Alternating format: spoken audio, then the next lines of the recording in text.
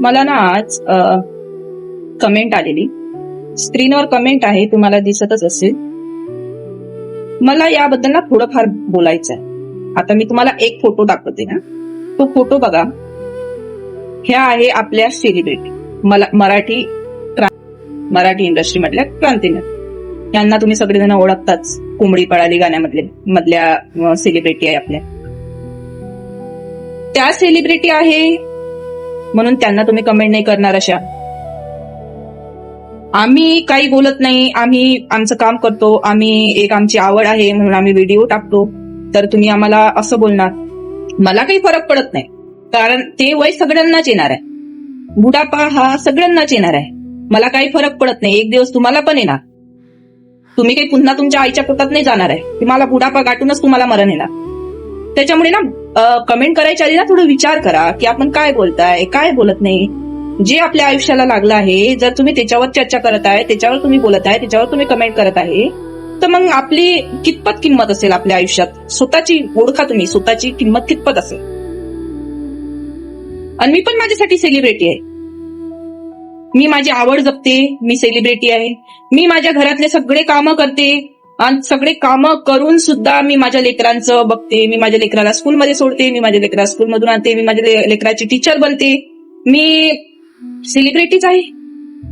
माझी तब्येत खराब असतानाही मी माझ्या फॅमिलीला जेवण देते. मी सेलिब्रिटीच आहे. मी सगळे घरातले काम करून सुद्धा मी जॉबला जाते. मी पैसा कमवते, स्वतःच्या पायावर उभे आहे. मी पण सेलिब्रिटीच आहे.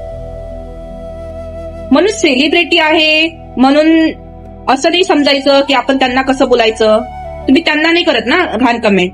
आम्ही जर महिला आमची आवड जोपासत आहे सोशल मीडियावर, तर तुम्ही आम्हाला अशा कमेंट करणार. आम्ही कुणाच्या घरी मागायला जात नाही, आम्ही तुम्हाला म्हणत नाही आम्हाला अशा कमेंट करा. पण काहीतरी स्वतःची किंमत स्वतःला असायला पाहिजे ना, की तुमची किंमत कितपत आहे. दुसरं आपल्याला काय म्हणते याचा आपल्याला काही फरक नाही पडत, पण स्वतः आपण किती चांगल्या प्रमाणे बोलत आहे हे लक्षात ठेवलं पाहिजे माणसाने. आणि मी पण माझ्या स्वतःसाठी सेलिब्रिटीच आहे. तुम्हाला बुड्ढा म्हणायचं आहे, तुम्हाला खूप कमेंट आलेलं आहे, मला तुझं नाक मोठं आहे, तुझं हे आहे. अरे मी अशीच आहे. ज्यांना हात पाय नसते, डोळे नसते, बहिरे असतात, ज्यांना बिमाऱ्या राहतात, त्यांचा विचार करा तुम्ही. म्हणजे मी आता काय करू, अपंग बनू, सिंपती घेऊ? म्हणजे तुम्ही हात पाय डोळे जर गेले असते तर देव तुमचं भलं करो, देव तुमचं भलं करो असं म्हटलं असतं. आता देवाने मला जर नाक मोठं दिलं, त्याच्यात माझी काय चुकी? नाक मोठं आहे तुमचं, बुढी आहे, हाय मी बुढी, माझा बुढा होण्याचंच वय येत आहे जवळ. झालं माझं, मला की कोणता नवरा नाही करायचा आहे, ना मला कोणाशी लग्न करायचंय.